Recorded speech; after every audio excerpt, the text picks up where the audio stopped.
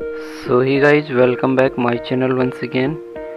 तो गाइज इस वीडियो में जो बात करेंगे पैरामेडिकल एंट्रेंस एग्ज़ाम्स है स्टेट पैरामेडिकल एंट्रेंस एग्ज़ाम्स। तो उसके बारे में यहाँ हम बात करेंगे, जो पूरी डिटेल्स हम यहाँ पे देखेंगे। फीस जो आपका जो सिलेबस पैटर्न है एग्ज़ाम का जो है, जो पेपर का जो पैटर्न है किस तरह का रहेगा वगैरह वगैरह, ठीक है।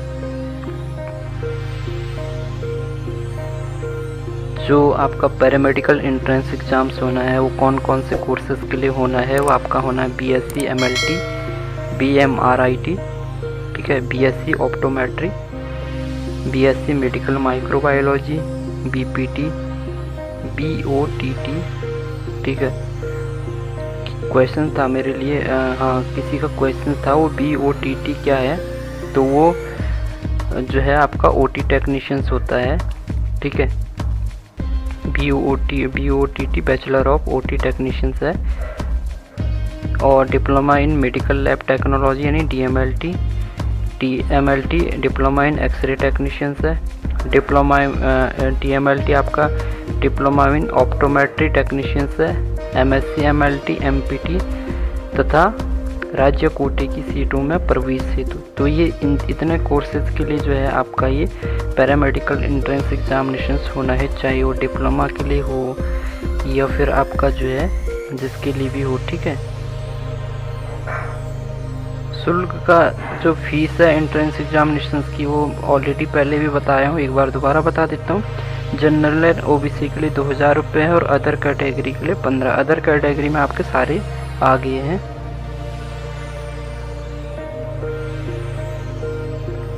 अब देखिए, जो आपका पैरामेडिकल पाठ्यक्रम बीएससी है, अंडर ग्रेजुएट यानी ग्रेजुएशन बेसिस पे यानी अंडर ग्रेजुएट प्रोग्राम्स के लिए है, जिसका कि जो है देखिए आपका जो पेपर्स होना है 21 नवंबर को होना है 2:30 बजे से 4:30 बजे तक, ठीक है।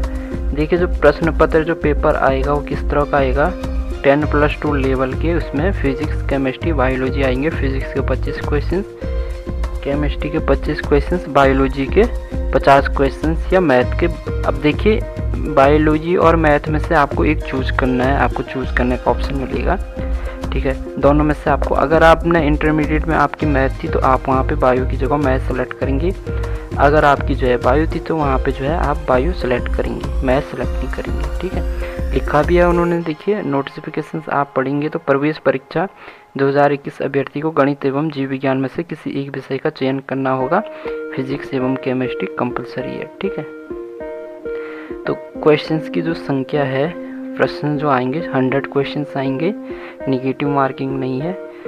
तो मुझे क्वेश्चंस आए थे जो आपके कि जो सिलेबस बता दीजिए, या आप जो है मुझे क्वेश्चंस पे देखिए, जो क्वेश्चंस पेपर मैं बीएससी नर्सिंग के लिए करवा रहा हूँ सेम उसी वही रहने वाले हैं, ठीक है। बिल्कुल भी चेंज नहीं होगा, सिलेबस सेम है बीएससी नर्सिंग का और पैरामेडिकल का जो सिलेबस सेम रहने वाला है, उसमें कोई भी चेंजेस नहीं है। 10+2 लेवल पूरा है, तो आपका 10+2 का मतलब क्या आ गया, आपका जो 11th एंड 12th यहाँ पे आएगा, ठीक है। 11th और 12th का आपका फिजिक्स केमिस्ट्री बायो यहाँ पे पूरा का पूरा आपका आएगा। तो सिलेबस आपका सेम रहने वाला है, कोई भी चेंजेस नहीं है। बीएससी नर्सिंग का जो सिलेबस है, ठीक है, सेम सिलेबस है। जो क्वेश्चंस मैं बीएससी नर्सिंग वालों को करा रहा हूँ, जो वीडियोस में करा रहा हूँ, सेम क्वेश्चंस आपके लिए भी आने हैं। तो आपके लिए भी वो क्वेश्चंस उतने ही इंपॉर्टेंट जितने बीएससी नर्सिंग वालों के लिए। फिजिक्स केमिस्ट्री बायो की बात कर रहा हूँ, ठीक है। वहाँ पे जो है नर्सिंग एप्टीट्यूड और इंग्लिश के जो क्वेश्चंस है वो आपके लिए नहीं है, वो ओनली बीएससी नर्सिंग के लिए है। बाकी जो है फिजिक्स केमिस्ट्री बायो के जो मैं क्वेश्चंस लेके आ रहा हूँ आपके लिए भी उतने ही इंपॉर्टेंट है, ठीक है। एमएससी एमएलटी या एमपीटी, तो इसका एग्ज़ाम्स भी 21 नवंबर को सेम जो है डे को सेम टाइम पे होगा। यहाँ पे भी 100 क्वेश्चंस होंगे। ये क्वेश्चन जो आएंगे आपके, सपोज आपने एमएससी एमएलटी करे तो जो बीएससी एमएलटी से सारे क्वेश्चंस आएंगे, ठीक है। अगर आप एमपीटी के लिए जो है कर रहे हैं तो बीपीटी में सारे पीपीटी जो सिलेबस है आपका फिजियोथेरेपी का, बैचलर ऑफ फिजियोथेरेपी का, वहाँ से क्वेश्चंस आएंगे, ठीक है।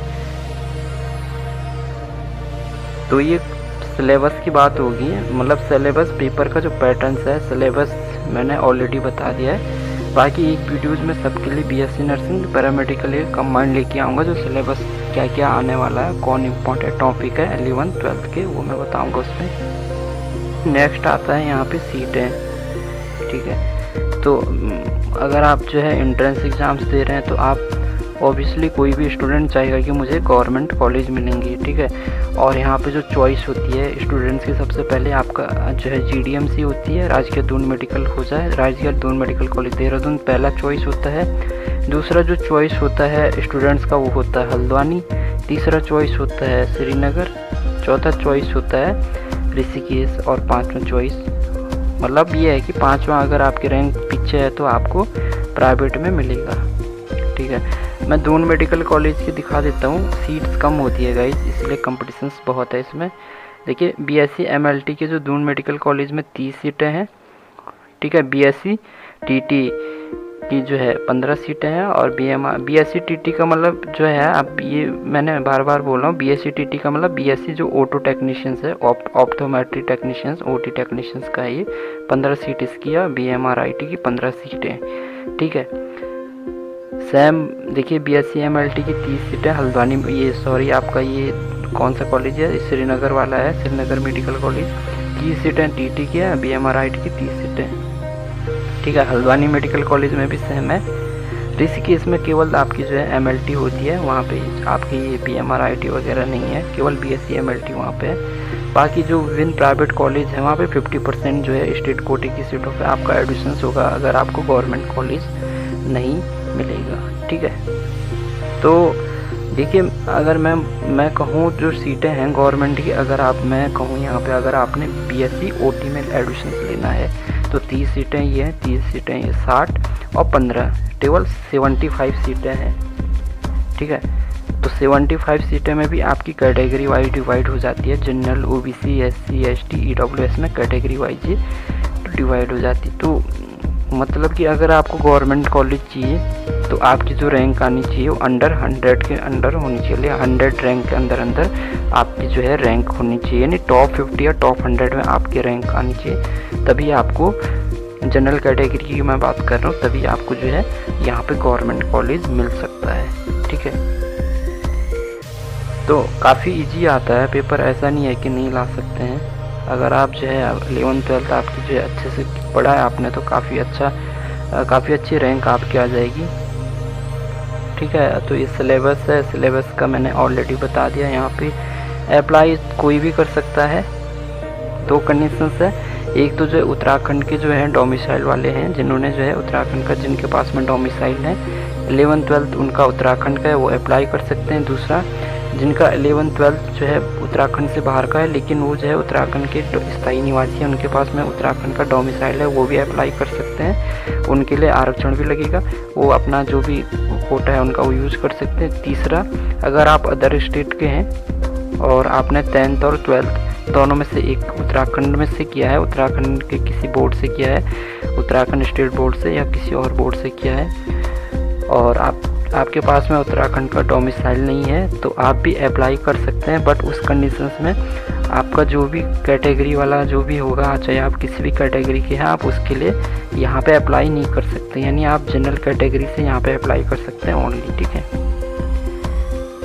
तो ये है आपका, ठीक है। तो ये मैंने पूरा डिटेल्स बता दिया है। आशा है आपको जो है समझ में आ गया होगा पैरामेडिकल्स में कितनी रैंक आपको लेनी है। दूसरा, यहाँ पे जो OBC डॉक्यूमेंट्स है, आप अपना OBC सर्टिफिकेट चेक कर लेना। जो OBC सर्टिफिकेट होता है 3 साल के लिए वैलिड होता है, तो अपना जो OBC सर्टिफिकेट चेक कर लेना कहीं वो एक्सपायर ना हो गया हो, ठीक है। नहीं तो आप रिन्यूअल जल्दी करा लें, क्योंकि अगर आपका OBC सर्टिफिकेट मान्य नहीं होगा तो यहाँ पे जो है आपको जनरल कैटेगरी से जो है यहाँ पे क्या करेंगे, आपको लेंगे वहाँ पे, ठीक है। तो ये पैरामेडिकल्स है। बाकी क्वेश्चंस मैंने ऑलरेडी बता दिए हैं। केवल MPT और MSc MLT के छोड़ के पैरामेडिकल्स के जितने भी मैं क्वेश्चंस BSc नर्सिंग के ला रहा हूँ, ये सभी आपके लिए इम्पोर्टेंट है। आपको सिलेबस आपका सेम रहने वाला है, ठीक है।